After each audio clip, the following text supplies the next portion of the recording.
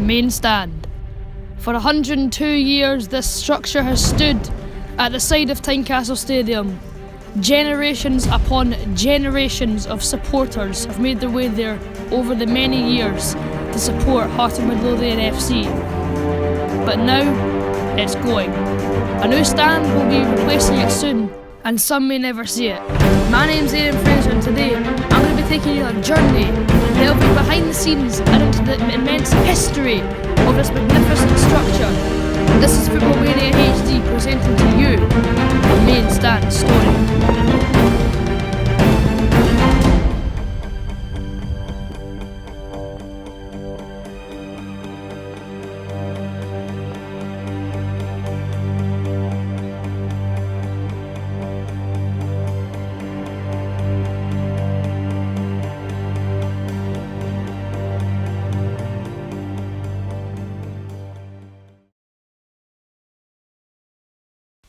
In this mini documentary, we're going to be going through the history of the main stand and an exclusive interview with Tynecastle Stadium announcer Scott Wilson. This is a walk thousands have made over the years, walking past Robbo's Bar, underneath the bridge, turning left at the Tynecastle Arms, and then walking down past the high school, round the corner. Once you made it round the corner, there's no mistaking the silhouette in front of you. The iconic shape of the main stand at Tynecastle. And now we've finished taking in the beauty of the main stand, it's time for a history lesson.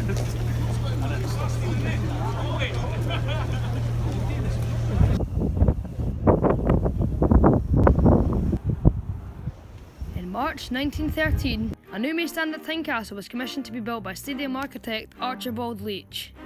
Leach was based in Dale Street, Liverpool, and he'd worked for many clubs including Celtic, Rangers, Queen's Park, Everton, Blackburn Rovers, Chelsea, Spurs, Sunderland and Arsenal. The new main stand was to incorporate every modern convenience together with facilities for the directors, players and staff of Hearts. When it was finally completed in October 1914, it was the most advanced stand in Scotland. It went the whole length of the field and was 42 feet 6 inches tall. Steel framework was floored with patent fireproof material and there was 4,100 seats with 6,000 standing places on the cover. The wall on the outside was built of red compressed brick and the steel supporting columns finished in concrete.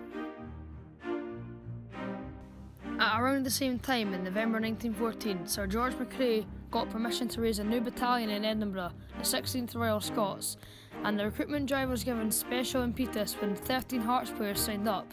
The club now had 16 of its current players in service for the army, while others were only rejected on medical grounds. Hearts minute books recorded that the lead established by these gallant youths ever beated through the length of the land. It certainly did, and McRae's battalion was formed in record time. Sadly, due to all the military training, Hearts' flair faded away and Celtic ended up winning the league, even though Hearts had led for 35 out of 37 weeks that year. Sadly, 7 Hearts players died in the service of the country in the Great War. They are sadly missed and they will be fondly remembered. In the 2014-15 season, on the 100th anniversary of the McRae's battalion and the war and the stand, Hearts' home kit was a commemorative kit to honour those players who died. Here we have a very new installation to the main stand, however it's a very poignant one as well. There's a plaque commemorating the Hearts team of 1914 who went to the Great War to fight in France at the Battle of the Somme. We interviewed Tynecastle Stadium announcer Scott Wilson on his thoughts about the main stand and what the new one will bring. I'm delighted to be joined by the stadium announcer at Tynecastle, Scott Wilson. How are you doing, Scott? I'm good, thank you. Nice to meet you. Nice to meet you as well. So, what's your personal connection with the main stand? I used to sit here as a wee boy. The very first game that I came to, which was with my dad in 1965, I sat up here in the main stand. And so I've had an affinity with it, albeit when I got older I would move over to the opposite corner, which used to be covered terracing, called the Shed, but I do have an affinity with this.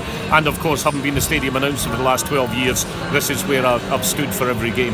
Yeah, when I first started coming to Tynecastle, one of the first things I remember hearing was you and the stadium announcer, so I've kind of grown up with the main stand as you as a stadium announcer, so it'll be really good to see it all change. Absolutely, I'm looking forward to it. The plans look great, although know. The plans are kind of vague at the moment. I don't know where my box is going to be, or if indeed I'm going to have a box. I know we're not having the hospitality boxes, but I'd like to have something that was undercover and a wee bit warmer than what I have just now. Yes, will you be sad to see it go, or are you looking forward to the I guess there's a part of me that will be sad to see it go, but there's a large part of me that won't be sad to see this pillar go. I don't know if you want to move the camera around and see that, because I stand right behind that, and all the great action seems to take place on the pitch immediately behind that, unfortunately. So I won't be sad to see the pillars go. Yeah, the pillars can be slightly annoying if they're setting up in the terrace. Definitely. And what do you think the new stand will bring to the stadium, and what do you think it will do for the club? Well, I think as far as the club will be is concerned, it'll give us the biggest capacity of any football stadium in Edinburgh, which, apart from anything else, gives us kudos, because it's the capacity is bigger than Hibs have. The other thing is, I would imagine we'll fill it every week, which is phenomenal. It'll be great to see.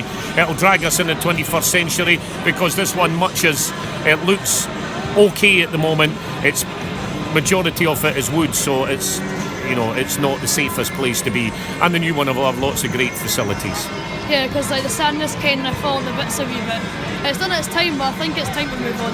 100%, yes, no question about it. It's done its job, and I think we can wave it a fond goodbye.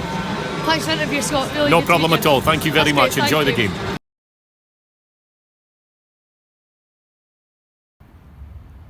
Here's where I stood as a wide-eyed 8-year-old kid with his programme in his hand and his Hearts kit on his back, with his dad, in front of the massive, imposing main stand. Well, it seemed massive and imposing back then. Now that I'm a little bit taller, it's not as big as it used to be, shall we say. And the new main stand's apparently going to be extending right back to here, at the old club shop. So all of this will be getting demolished, along with the nursery and the famous tree that you can still see peeking up over the club shop. It'll be amazing to see this new stand, but I will be sad when the old one finally goes. Here we are down at section N, the turnstiles to get into the Roseburn stand. We're at the far end of the main stand. It's an end that not many people see. Personally, I've never been down here myself before today. Now up there you'll see a very famous tree. This is the tree that peaks over the top of the main stand, and when you're sitting in the opposite end at the Wheatfield stand, you can actually see the tree just over the top. And there we have the nursery. That will be getting demolished along with the tree to make way for the new stand. It's sad to see the famous tree go, but it is in the name of progress. These are turnstiles 34 and 33, so if you sit along this end of the main stand, this will be where you've walked in. Maybe you've walked in there over the years.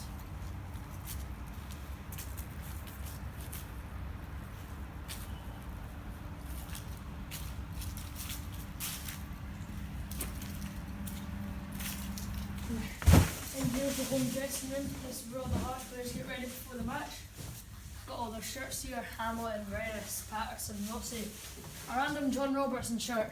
Don't think he'll be playing for Hearts again anytime soon. Oster, Kitchen, Walker, Prince, Jim, Nicholson, Suter, Cowie, Oshaver, when's the last time he was in the squad? Salmon, and the on-loan Tony Watt. This is also the physio's bench, where I guess if you're injured, you just lie down here and let the magic happen.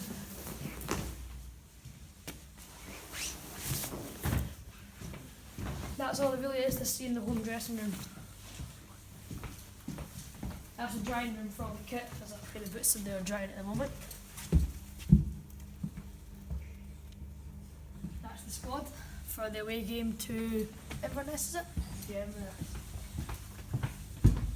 Right now we're in the director's box. This is where all the owners of Hearts come to watch them play, and they sit in the main stand. It's a lovely view, and we're inside the stand that's over 100 years old. As I've said, it's getting demolished. You won't be able to appreciate this feeling much longer, sitting under the corrugated iron roof that was designed by Archibald Leach over 100 years ago. I'm going to miss this stand when it goes. Here we are, my seat. 6 for 6, row G, main stand. This has been my view for Hearts games. It's going to be a well different view soon enough. But this has been the view I've occupied for all my time as a Hearts fan. I've seen many great goals from this seat, many famous victories, many crushing defeats. Alas, all good things must come to an end, and the main stand is being brought down to be replaced by a newer, bigger and more modern facility.